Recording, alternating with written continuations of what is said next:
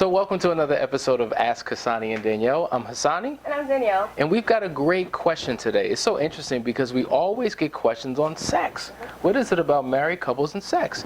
The question is, why is sex important in marriage? Wow. To me, that seems like a pretty obvious answer. Well, it's an obvious question. Okay. Maybe not such an obvious answer. Very true, very true. One of the things that stands out to me that makes it really important for you to engage in sex in marriage is that it helps you to connect. Okay. And by connection, you mean what? Well, you connect emotionally, you're connecting physically, it brings you closer together. I don't know, maybe there's a spiritual aspect to it that happens that we don't understand, but when you're engaging in sex with your husband or your wife, you do draw closer to one another. It seems easier to communicate and resolve issues. All of that just flows a little bit better. So you very well articulated all of those wonderful words, but it can be nailed down to one word: intimacy. Yeah. So you're talking about connecting emotionally, spiritually, in every way, but it's a form of intimacy, because if you're engaging in sex and it's cold and it's callous, it could seem like a prostitute John type of interaction and relationship. And unfortunately, if you don't have a good relationship with your partner, that's exactly what it is for many couples.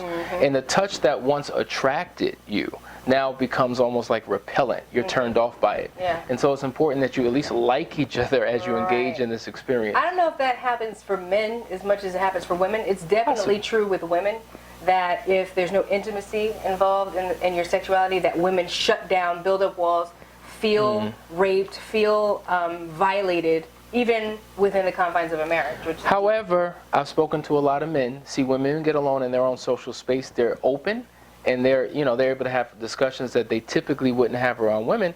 And let me tell you, a lot of men are frustrated because they feel like their wife is not interested. Their wife is like a bump on a log. They're just laying there, and they have this attitude: listen, when you're done, let me know so I can go to sleep. So men want to be wanted. Men need to be needed. And if a man doesn't feel like he's being loved and cherished by his own woman, I've heard men say that they rather masturbate than have sex with their wives. Wow, and that's deep. So it's a little different, right? It's not necessarily they feel violated, it's more so they feel undesired. They feel undesired, and the reality is this: like, women are emotional, but men are emotional too, and I think that's one of the big misconceptions. Men and women have the same number of emotions, but we just express them differently. That's it. And so let me tell you, a lot of men have said, I want the intimacy, I want the relationship. In fact, there have been so many books that have been written that talk about how men travel overseas for sex. And so oftentimes I'll ask the question, well, why would you travel thousands of miles to go to some foreign country for sex? And you know what they said? They said beyond the sex, as great as the sex is, they are paying for a girlfriend experience that they used to have with their wife that they no longer have. Yes. So they want to be cherished, they want to be accommodated, because men have egos, and we like to have our ego stroked in addition to other parts of our bodies. Very true. So if your husband is booking a boy trip to DR, hire a detective. But, like, there's 4 purposes for sex, and you kind of alluded to one of them. But one of them is procreation. So obviously, husbands and wives come together to have children. But it seems like with some couples, that's the only time they have sex is for the purpose of a child. But it's more than that. Procreation is one, but recreation is another. Yeah. You want to just have fun.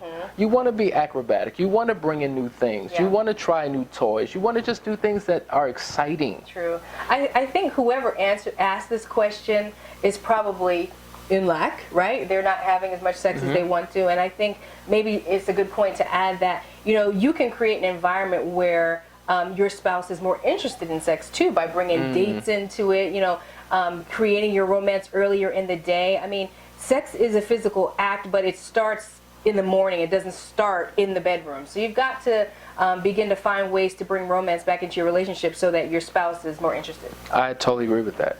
So we just named 2. There are 2 others. So we talked about recreation, right? We talked about procreation, but it's also for communication.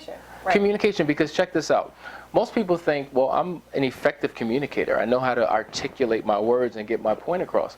But words are only 7% of your communication. Tonality, how you say what you say, 23%. But facial expressions and body language, 70%. And sometimes you can communicate a message physically with your partner in ways that words can never articulate. Yeah. So you could say, I love you all you want, I cherish you, I honor you. But Right. there's something about a man and a woman coming together and expressing it through sex that really impacts it. Very true. And to your point, you can say it all day, but if you're not showing it throughout the day and throughout the week and just all the time, then a woman anyway, and it could be true for a man, but I speak for the women, isn't going to feel it in sex. Interesting. So number 4, the 4th purpose for sex is release. Because sometimes you just need a release. Sometimes you're stressed at work, there's a lot going on, there's a lot on your mind, or you've been pent up for so long because maybe you're traveling, you're on the road, you're away from your spouse, and when you come home, it's an opportunity not to use your spouse as a vessel or a conduit for your release, like she's some instrument or he's an instrument, but that is what it's for as well. So if you have a perfect balance between the 4, I think you're good. And what's good is communicating with your partner what the purpose is for at that particular time. Because if you're coming into the bedroom and you want recreation, and that's not what I'm in the mood for, I just want to communicate. I want communication. Now we have 2 different agendas in the bedroom. That's a good point. Well, but this is what I do, babe. It's supposed to be. It's actually that situation. I could see how it would be worth scheduling it, or maybe it's harder to schedule, but really being willing to accommodate each other. Because if you're in the mood for release and I'm in the mood for recreation, then when do I get to play? And when do you get to release? And how do we merge the 2? Because that is so true. Like when you think about a quickie, a guy wanting a quickie, and maybe a girl doesn't want, the wife doesn't want it to be quick. Maybe she wants a little bit more time. You need to figure out how to get all that recreation in there. All of that. So there is time for the quickie. All of it. There's time for the hot, passionate sex. There's time for the gourmet, romantic, long. I think it's just balancing it out. It's it balance. Shouldn't be one way all the time. You don't, what's that restaurant that doesn't give it to you the same way? Is it Burger King? That's not part of this conversation. But listen, I think you made a great point. You mentioned scheduling. Now, that sounds like a foreign concept to most. And when they hear that, they're like, scheduling sex? Who does that? That's crazy. Well, like, I want spontaneity. I want excitement. And if I got to schedule an article about it I thought was interesting, and it talked about how scheduling is good for people who, don't have many problems in a relationship. Like, if you have a problematic relationship, scheduling isn't going to solve the problems. That's number 1. Number 2, it works well with couples who are time strapped. So if you have no time, you both have crazy schedules, one is working from 9 to 5 and the other one's working from 5 to 9, then it's a good idea to schedule. And if one of you has a lower sex drive than the other, you both are in a good, healthy relationship, you both understand the importance of sex, but one of you has a stronger sex drive than the other, then it makes sense to schedule. But scheduling is not a band-aid that you can slap on a sex-starved relationship to fix a relationship, because you're still going to have the person that's not interested feeling violated and upset, getting further resentful towards you. So. Well, I agree with you, right? So let's talk about couples who have completely different sex drives. One has a very high libido, one has a very low libido. So a solution to that is to kind of negotiate times during the week where you do engage in sex. Right. So, I mean, if you think about it from this perspective, like, I want sex 20 times a week, you want sex 20 times a year. That's a major, I mean, come on, that's crazy. So there's got to be some type of balance. So with many couples, I kind of suggest, and we've done this at a certain point in our relationship where we're trying to get things back together. How about you have one day of the week that's for sex, another day of the week that's for non-sexual expression.